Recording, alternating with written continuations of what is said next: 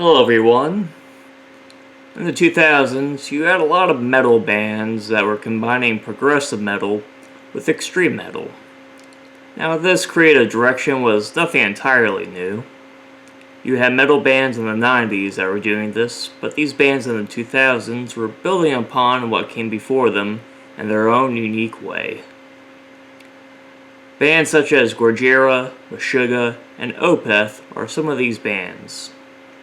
The band I'll be talking about is no exception to this trend.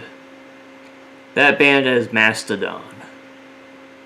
Mastodon was formed in Atlanta, Georgia on January 13th, 2000 after all four members met at a High & Fire show. The members of the band and their roles are Braun Daler on drums/percussion, Brent Hines on lead guitar, Bill Callagher on rhythm guitar, and Troy Sanders on bass/keyboards. All four of them share lead and backing vocal duties.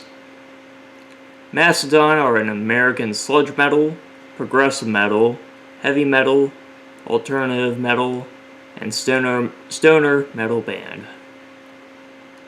The band has also dabbled in avant-garde metal, thrash metal, psychedelic rock, and hard rock throughout their career.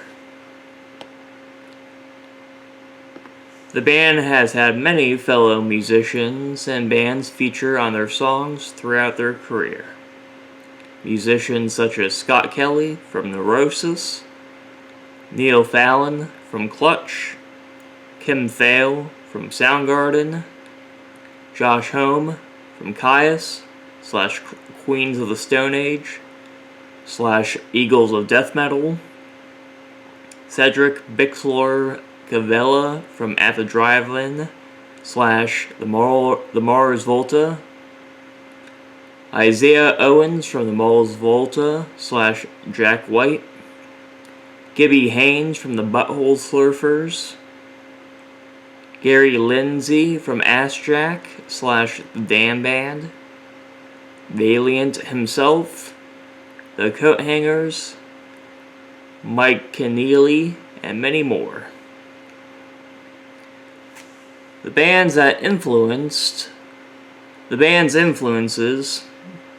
are Melvins, Neurosis, Corrosion of Conformity, High on Fire, Kyuss, Sleep, Clutch, Failure, Coalesce, Unsane, Deftones, Alice in Chains, Soundgarden, Mudhoney, Helmet, Primus, Faith No More, Mr. Bungle, The Jesus Lizard, Tool, Danzig, King Crimson, Yes, Pink Floyd, Genesis, Rush, Frank Zappa, Dead Kennedys, Ramones, Sex Pistols, Black Flag, Bad Brains, Obituary, Death, Cynic, Atheist,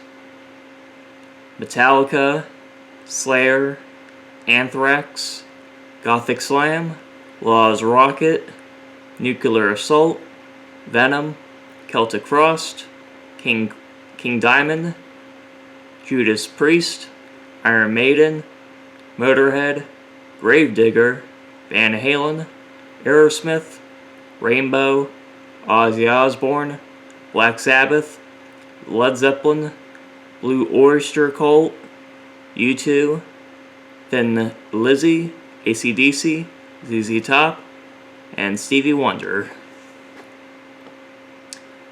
The band's first four albums are a tetralogy of the elements.